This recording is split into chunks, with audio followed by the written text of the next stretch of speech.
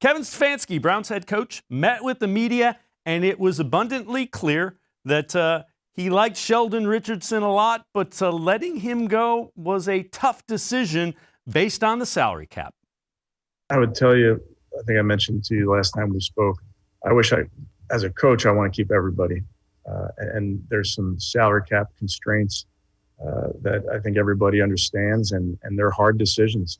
And Sheldon in particular played really productive football for us, and he played through injuries, and he took great pride in getting to the playoffs for the first time in his career.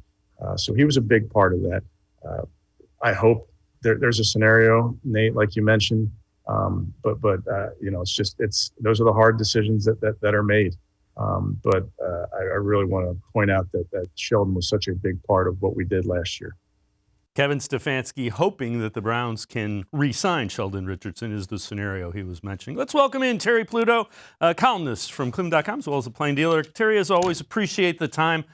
What about the Sheldon Richardson, letting him go? Is that just a sign of a team that has kind of reached that level of roster construction?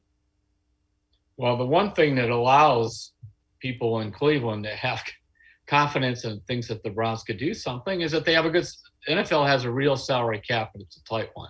It forces you to make a decision. Okay, say, all right, if you want Jadeveon Clowney, you're going to have to probably clear some room for him. And they made the decision that it was going to be Richardson. By the way, if I could be wrong, I could underline almost everything with that, but I could be wrong. But had the Browns been able to get Richardson to rework his $13 million salary, it would have been done already.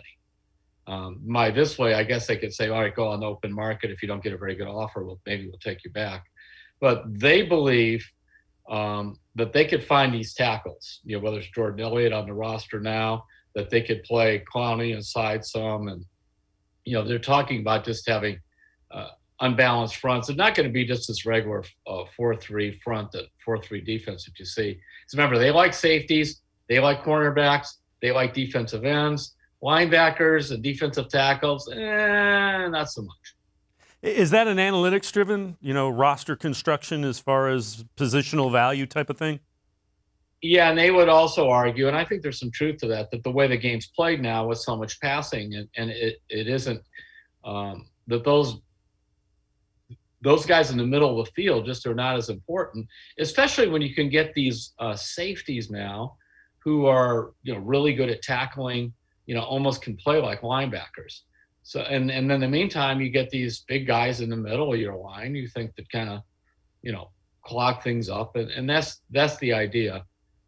I liked Richardson a lot. He was durable. And, when you look at some of the other stuff, Clowney, who they traded him off for, only played 8 games last season.